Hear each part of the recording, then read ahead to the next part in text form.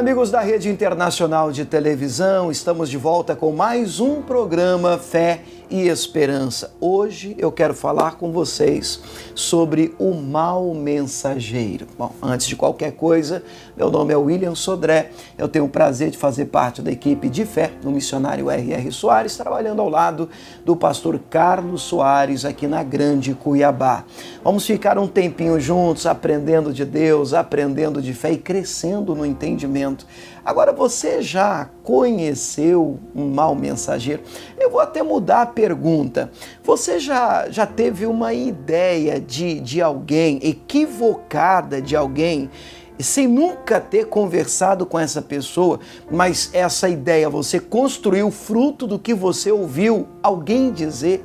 Alguma mensagem foi trazida a você, alguma coisa foi dita a você acerca daquela pessoa e você então construiu uma imagem. Aí depois que você conversa com essa pessoa, se aproxima dela verdadeiramente, você diz, espera aí, mas não é nada daquilo que me falaram, não chega nem perto daquilo que me contaram. Pois é, existem muitas pessoas hoje distantes do Senhor, da igreja, da comunhão com Deus, graças ao mau mensageiro.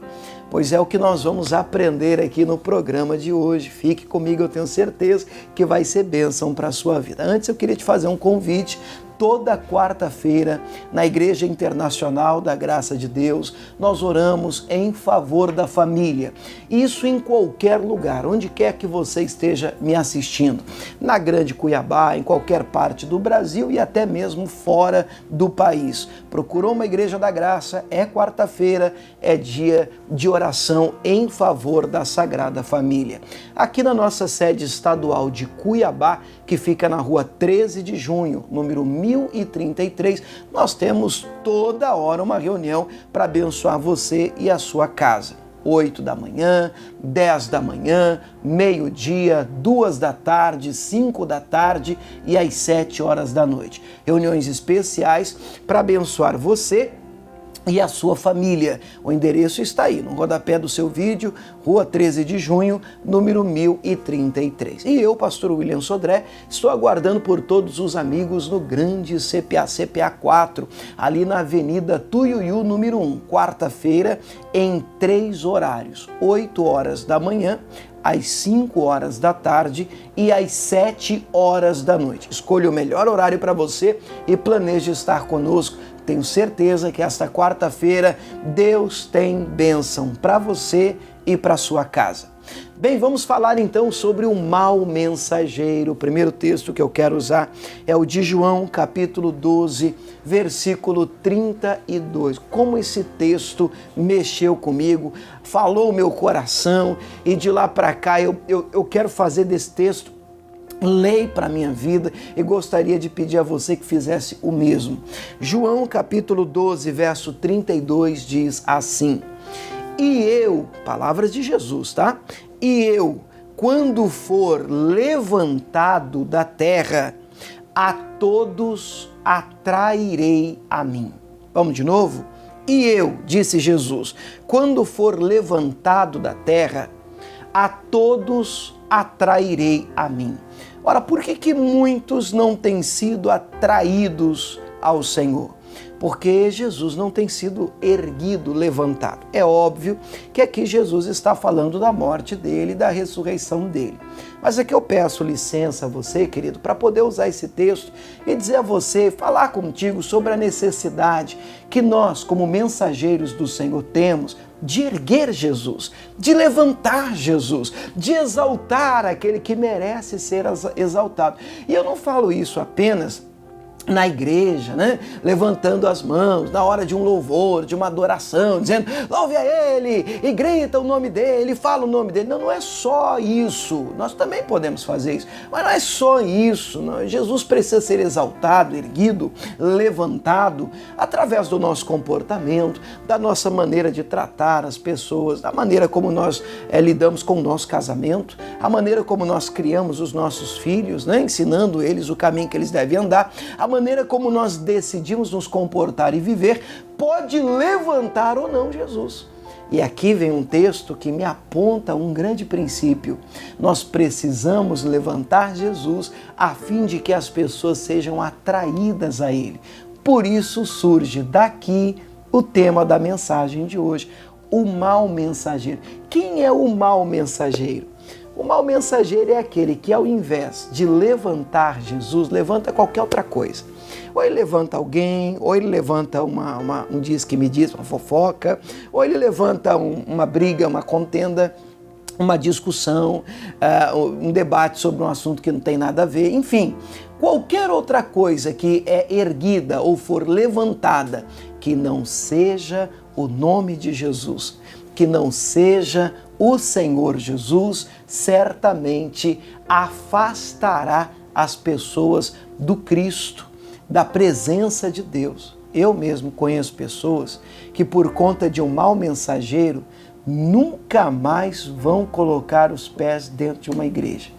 Por causa de um mau mensageiro, nunca mais querem saber de ouvir uma palavra, de congregar, de ter comunhão com os irmãos. E se você puxar o histórico, você vai perceber que algo aconteceu lá atrás. Um contato com o mau mensageiro criou todo este estrago. É incrível como é danoso, é complicado, é realmente muito perigoso você contar com o mau mensageiro em qualquer que seja o lugar, em qualquer que seja o ambiente. Escute o que diz a palavra de Deus no livro de Efésios, capítulo de número 4, a partir do versículo 27. A palavra de Deus diz assim, Efésios, capítulo 4, versículo 27. Não deis lugar ao diabo. Nós não podemos dar. Aquele que furtava, não furte mais. Antes trabalhe, fazendo com as mãos aquilo que é bom, para que tenha o que repartir com o que tiver necessidade. Não saia da vossa boca nenhuma palavra torpe. Peraí, vamos parar um pouco aqui. Não saia da vossa boca nenhuma palavra torpe. Ora, o que é uma palavra torpe? É uma palavra baixa, é uma palavra suja, imoral, indecente, desprovida da graça de Deus. Uma palavra torpe não pode estar presente nos lábios de um crente. O crente não deve xingar, o crente não deve amaldiçoar. A boca do crente precisa ser um instrumento de bênção e nunca, jamais de maldição. Que a sua boca seja um instrumento da graça e da grandeza de Deus sempre. Não saia da vossa boca nenhuma palavra torpe. Então, qual é a mensagem boa que tem que sair da minha boca? Mas só a que for boa. Qual é a mensagem boa? Vamos continuar. Aquela que promove a edificação. Porque está escrito para promover a edificação, para que dê graça aos que a ouvem. A palavra boa, a mensagem boa é aquela que edifica quem está ouvindo. Então vamos combinar uma coisa. Antes da gente aprofundar aqui na mensagem, antes de você falar qualquer coisa com qualquer pessoa, você deve peneirar isso, você deve pensar assim, aquilo que eu vou falar, aquilo que eu vou contar, aquilo que eu vou dizer, vai edificar essa pessoa que vai ouvir o que eu vou falar? Vai trazer edificação para a vida dela, para a vida dele? Se a resposta for, vai ajudar, vai edificar, essa pessoa vai se tornar uma cristã melhor, vai se tornar uma mulher melhor, um homem melhor, um ser humano melhor. Então abre a boca e libere essa palavra. Agora, se você chegar à conclusão que falando, abrindo a boca e falando o que você vai falar para essa pessoa, não vai acrescentar nada, não vai edificar nada, não vai mudar nada para melhor, às vezes até para pior, pelo amor de Deus, vamos fazer um trato. Fica quieto, não abra sua boca. Decida ser um bom mensageiro, boca de Deus nessa terra. Levar apenas a graça de Deus, ser um portador de boas novas, de boas notícias. Um bom mensageiro.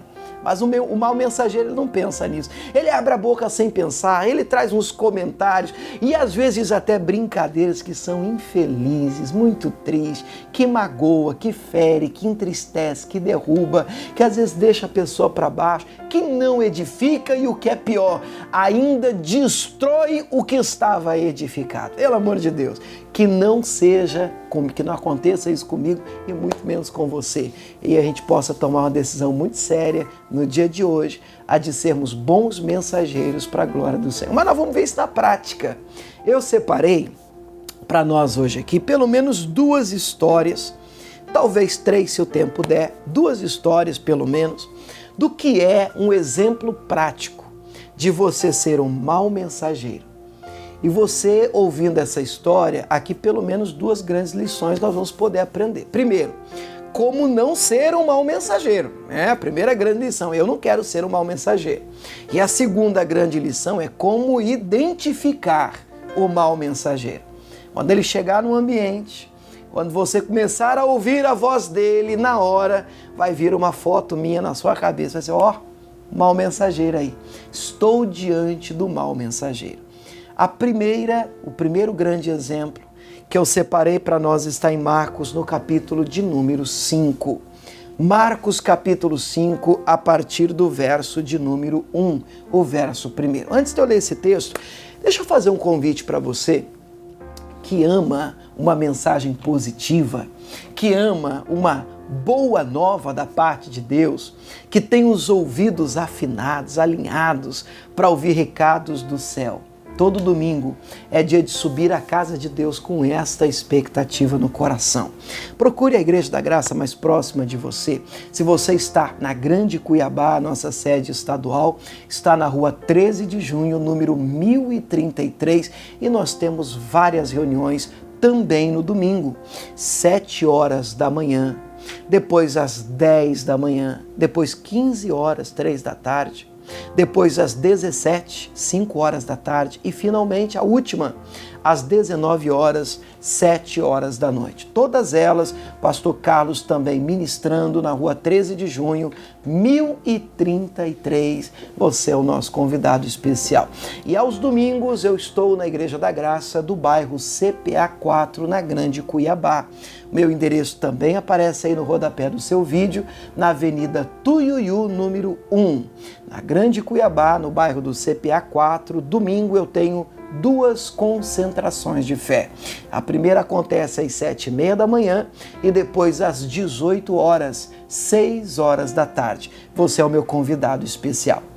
Muito bem, nós temos aqui em Marcos, no capítulo 5, aquele que eu chamo de o homem mais encapetado da Bíblia. Olha, você pode ler a Bíblia de capa a capa, você não encontrará uma pessoa mais perturbada do que esta pessoa. Pra você ter uma ideia, eu não vou ler todo o texto, até por conta do nosso tempo, mas esse era um homem que vivia no cemitério. Você não deve morar no cemitério, né? O homem não se vestia, o homem andava nu, gritando igual um doido. O texto sagrado diz que ele pegava pedras e ele mesmo se feria, autoflagelava. E ele não dormia, andava de dia e de noite. Ele já havia sido preso com cadeias, grilhões, correntes, arrebentava tudo. Há uma frase que define bem como é que esse homem vivia, e o texto diz no finalzinho do versículo 3, que ninguém o podia amansar. Isso é uma frase forte, né? Você já ouviu? Eu fico um pouco espantado com algumas pessoas, mesmo dentro da igreja, né? Que falam, olha, eu dou um boi para não entrar. E você sabe o resto ou não? É uma boiada para não sair. Olha, eu sou crente, mas não sou besta, não. Eu dou na cara dele, e é para ficar espiritual. Ele termina dizendo, em nome de Jesus. Olha que bonito. Eu penso que esse não é o Espírito de Deus. O Espírito de Cristo traz como resultado, como fruto, e isso está lá em Gálatas 5:22, domínio próprio, temperança, mansidão, longanimidade, que é o poder para suportar ofensa.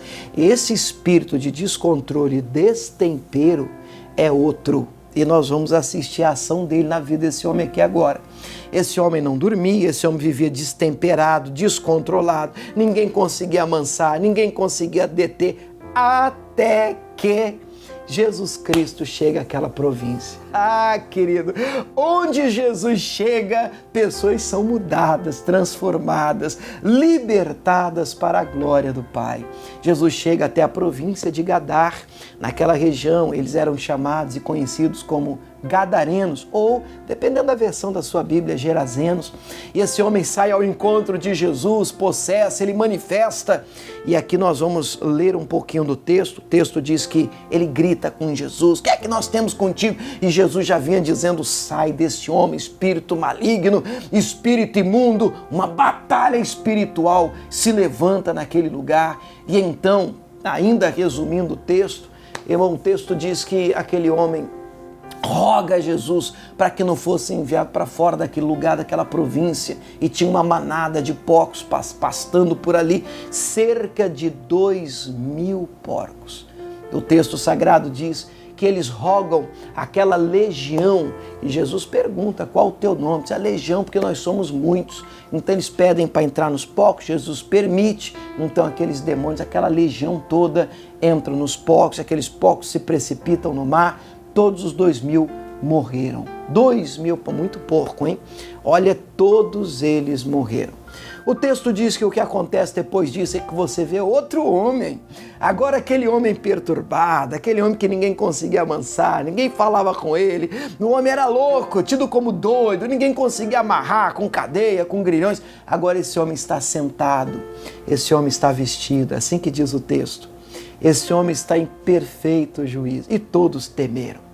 Eu não sei quanto a você que está me assistindo.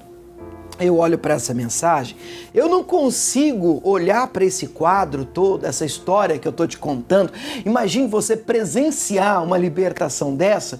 Que mensagem você levaria para as pessoas da cidade depois de assistir uma ação tão maravilhosa como essa da paz de Cristo? Uma libertação tão grandiosa como essa da paz do Senhor. Bom, eu não levaria, não consigo pensar em outra mensagem se não entrar na cidade dizendo: "Gente, vocês precisam ver, eu conheci um tal de Jesus, chegou aqui na nossa ilha agora, chegou aqui na nossa província. Lembra do encapetado do cemitério, doido do cemitério? Pois é, ele teve encontro com Cristo, o homem mudou, o homem está sentado agora, o homem está vestido, o homem está em perfeito juízo." Vocês precisam ver isso, gente. Esse homem tem que estar ligado com Deus. Esse homem é diferente de todos os outros que nós conhecemos. Vamos lá, vamos conhecer esse homem.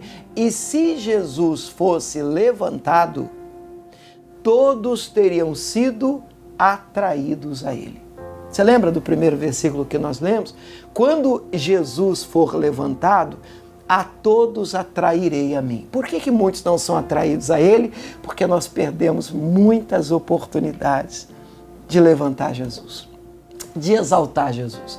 Coisas acontecem, assistimos eventos e às vezes nós esquecemos de dar glória, levantar e exaltar e colocar lá em cima aquele que lá em cima merece estar.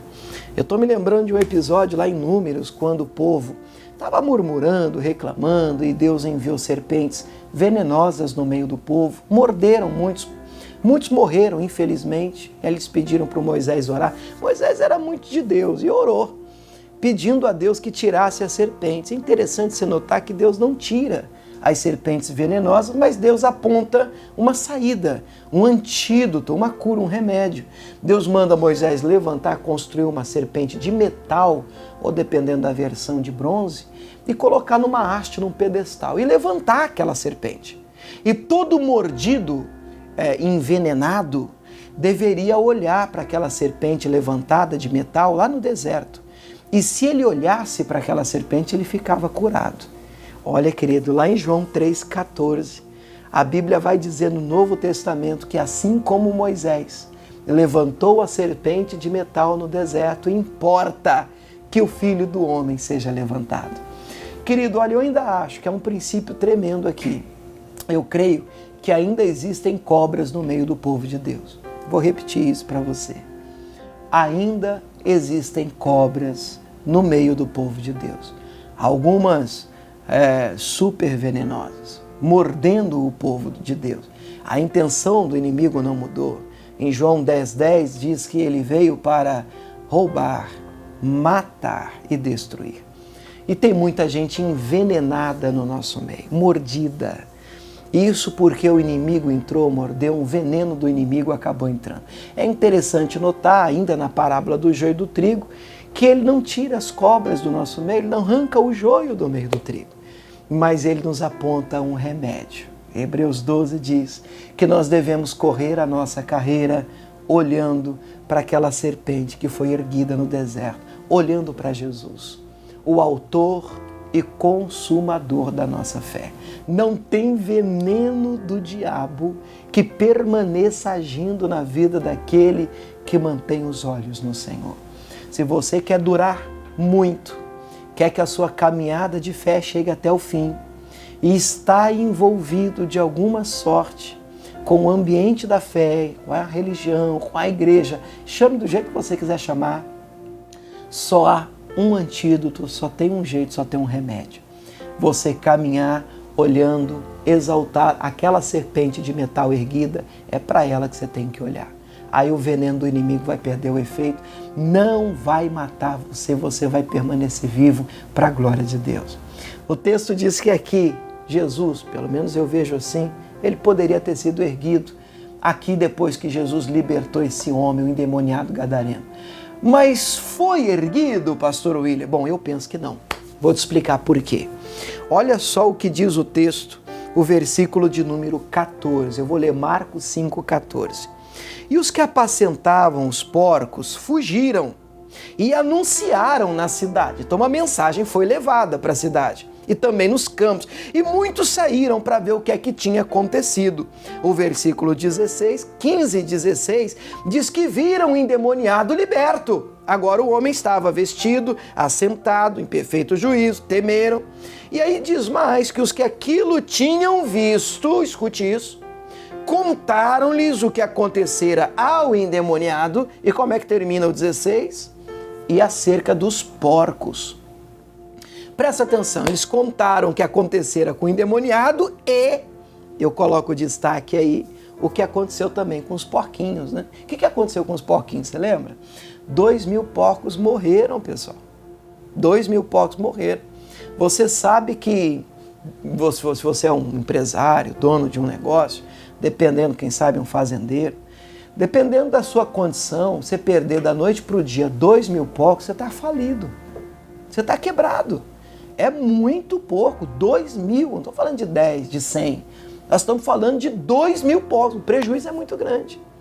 Então, quando eu olho para esse texto, eu vejo o mau mensageiro, que assiste uma libertação, que vê um homem sendo liberto, sai dali correndo e olha, eu consigo imaginar mais ou menos assim a mensagem que ele leva. Gente, vocês lembram do encapetado do cemitério? Lembra? Ele até melhorou, porque o mau mensageiro faz isso. Até melhorou, ele até deu uma melhoradinha. Mas sabe, os nossos porcos, gente, morreu tudo. Estamos quebrados, falimos. Um tal de Jesus chegou aí e deu um prejuízo pra gente. E por que eu acredito nessa mensagem espalhada? Por causa do próximo versículo.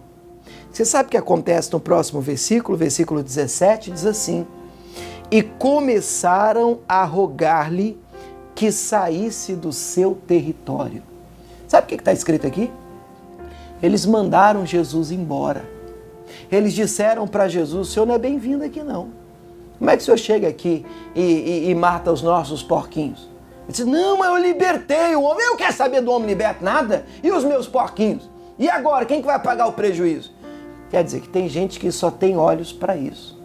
Olha que oportunidade perdida. Se Jesus fosse erguido aqui, quem sabe essa cidade toda não poderia ter sido atraída a ele. Mas não, um prejuízo foi levantado. O prejuízo, a despesa foi erguida. E então eles disseram: o Senhor não é bem-vindo aqui no nosso meio. Queridos, eu vou te contar só mais um caso e nós vamos orar. Lá em 1 Reis 18, Elias faz um grande desafio contra os profetas de Baal. O homem ora, fogo cai do céu. Pra você ter uma ideia, ele era tão de Deus que esse homem nem morreu. Deus mandou um Uber do céu, já tinha, né, pegando fogo, fez um redemoinho e levou ele vivo para o céu. Só Enoque e Elias que não viram a morte. O homem era ungido, o homem orou, fogo caiu do céu, um desafio que ele fez, lambeu até a água que eles tinham jogado no sacrifício, até a pedra que ele tinha colocado, 12 representando as 12 tribos de Israel, lambeu tudo, o fogo caiu, o povo de Deus de joelhos no chão dizendo, só o Senhor é Deus. Deus foi erguido, levantado naquela oração. Elias mata os profetas de Baal e então começa o capítulo 19 de 1 Reis. E o primeiro versículo já é que Acabe fez saber a Jezabel tudo que Elias havia feito. E como Elias havia matado os profetas de Baal. Destaque, matado os profetas de Baal. Que mensageiro ruim, né? Olha aqui que oportunidade Acabe tem. Acabe era o rei de Israel. Ruim, pensa num rei ruim, piora ele um pouco, é o Acabe. Pior do que ele, só a mulher dele. Quem que era a mulher dele? A mesma, Jezabel, que virou até símbolo de coisa ruim na Bíblia. Exemplo do que não presta em uma das cartas de Jesus à igreja do Apocalipse. Ela é citada como uma referência ruim. Tenho contra ti que tolera Jezabel. Olha que coisa séria. Ela virou sinônimo de ação do inferno, de ação maligna. Pois agora, Acabe está indo levar uma mensagem a Jezabel. Ele tem a oportunidade de ser um bom mensageiro. Bom, ele poderia ter chego dizendo, mulher, nós estávamos errados, mulher. Estou vindo do Monte Carmelo. Olha, os nossos profetas estão todos equivocados. Oraram, não viraram nada. Mas quando Elias orou, mulher, fogo caiu. Gente, não é todo dia que a gente vê fogo cair do céu. Fogo caiu, mulher. O povo todo se rendeu. Vamos lá agora. Vamos fazer um concerto com Deus. Vamos pedir para esse homem, para esse profeta, para esse Elias orar por nós. Porque, mulher, nós estávamos crendo no Deus errado. Baal não é Deus. O Deus de Israel é o Deus verdadeiro. Quem sabe, se Acabe tivesse levantado o Senhor, ela não teria sido atraída a ele. Eu não sei, eu não posso afirmar, mas eu sei uma coisa, ele não levantou o Senhor. Ele chega com uma mensagem má. Ele chega dizendo, mulher, lembra do Elias? Ei, esse homem não presta. Não presta mesmo. Matou todos os nossos profetas. E a mulher no outro dia disse, amanhã eu vou matar. Manda um recado para ele, amanhã ele está morto. Querido, vamos decidir hoje, vamos fazer um voto com Deus. Vamos ser bons mensageiros. Aqui está a minha mão e eu quero orar por você. Pai, obrigado, Deus, por esse tempo juntos. Nós agradecemos a Tua palavra. E mais, meu Pai, do que preciosa e gostar, ou, meu Deus, abraçar a Tua palavra, crer que ela é a Tua palavra, nós queremos viver a Tua palavra. Nós queremos fazer aqui um voto, um compromisso com o Senhor. Meu Deus, nós não emprestaremos mais os nossos lábios para que eles sirvam, meu Pai, para levar uma má mensagem. Nós não seremos mais um mau mensageiro. Muito pelo contrário, eu lhe peço, levante, Deus, bons mensageiros no nosso meio. É a nossa oração, é o nosso clamor em nome de Jesus. Amém. Que Deus abençoe vocês, queridos. Muito obrigado pelo seu tempo, pelo seu carinho. Vou ficando por aqui. O nosso endereço da sede estadual está no rodapé, Rua 13 de junho, número 1033, com o pastor Carlos Soares. E eu, pastor William Sodré, CPA 4, na Avenida Tuiuiu, número 1. Um forte abraço e que Deus te abençoe.